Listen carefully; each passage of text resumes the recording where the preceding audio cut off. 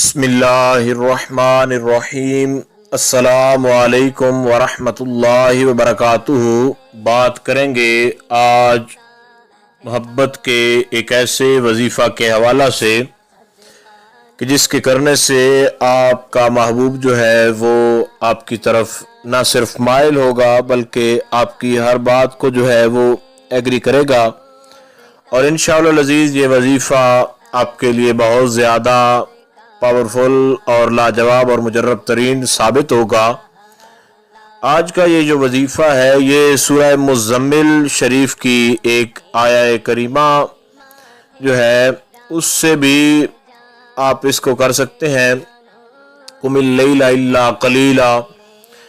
और इसको अगर सिर्फ एक आया करीमा को पढ़ना हो तो फिर आपने जो है इसको सूरह मुज़म्मिल शरीफ जो है इसको आपने जो है इस आया करीमा को 333 बार पढ़ना है रोज़ाना 7 दिन तक किसी भी वक्त।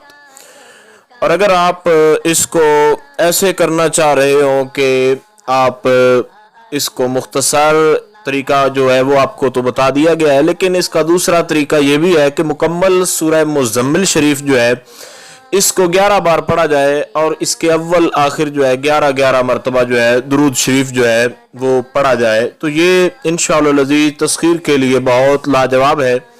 आला हज़रत अज़ीमुल बरकत इमाम शाह रज़ा खान बरेलवी आपने भी इसका जिक्र फरमाया है अलैहि रहमतुर रहमान। और ये बहुत ज़्यादा मुजर्रब तरीन लाजवाब और बाकमाल है। इंशाअल्लाह अज़ीज़ जब आप लोग इसको करेंगे तो आपको तस्खीर के हवाले से इसके बहुत ज़्यादा फ़वाइद जो है वो मैसर आएंगे। उम्मीद की जा सकती है मुख्तसर तरीन अल्फाज के अंदर जो गाइडलाइन आप तक जारी की गई है उसकी आपको समझ आ गई होगी।